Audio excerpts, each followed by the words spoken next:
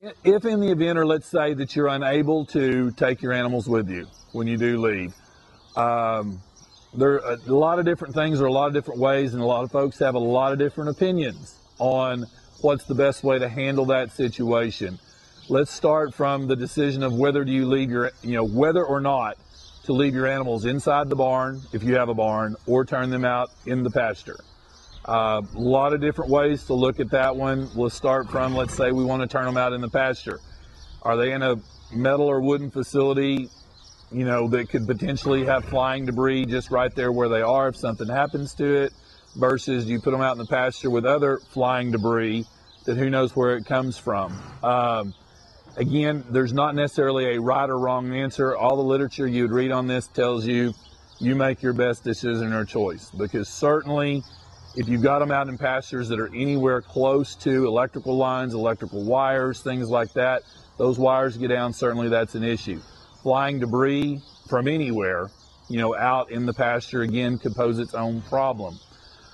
One advantage, if we will, to putting them out in a pasture is you can certainly put out ample hay or forage, pre-baled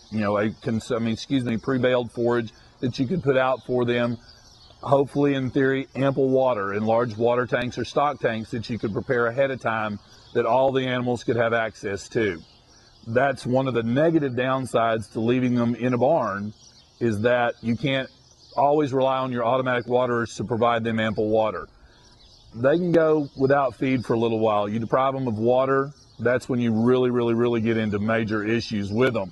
So folks need to realize that your automatic watering system does not guarantee that those horses living in individual stalls will have water. The water shuts off, electricity shuts off, a lot of issues. So leaving horses up in a stall and leaving them, you're faced with that situation. Can you put large trash cans in there that hopefully would provide water for 2 to 3 days and hoping you can get back in 2 to 3 days and things like that? So those are some decisions. If you choose to leave them in the barn, there are some certainly rules of thumb to follow.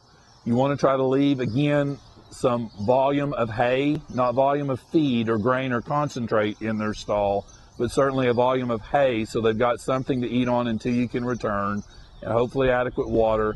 But the other thing that, again, folks need to realize is you really need to shut all the power off to that barn when you leave, as far as shutting down the breaker, turning off the electrical supply, which again, in the heat of the summer, the heat of the fall, whenever it's hot, it's a really hard thing to think, well, I'm going to turn off all my fans on these horses and leave. But what folks don't realize is when the power's off, and let's say the power is restored before you get back, there's a power surge that can cause sparks and cause a fire. We all know, just kind of like you can see around me, there's a few cobwebs here and there, highly flammable, and sparks can set them on fire real quick. So folks need to remember to shut down the power. The other thing, if you decide to leave them home with you, again, like I said, there's a lot of things to consider.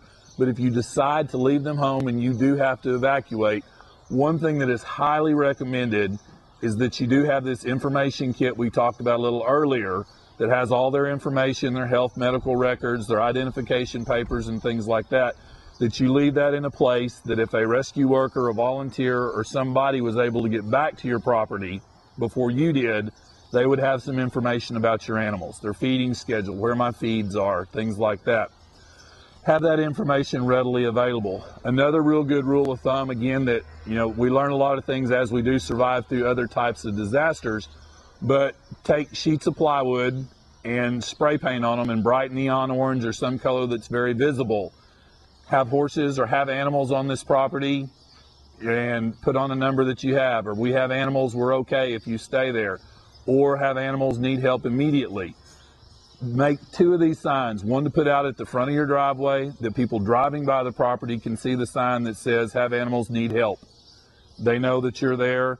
Also, the other one that a lot of folks don't realize until it's too late is take one of these sheets of plywood and lay it down on the ground so it can be read from the air.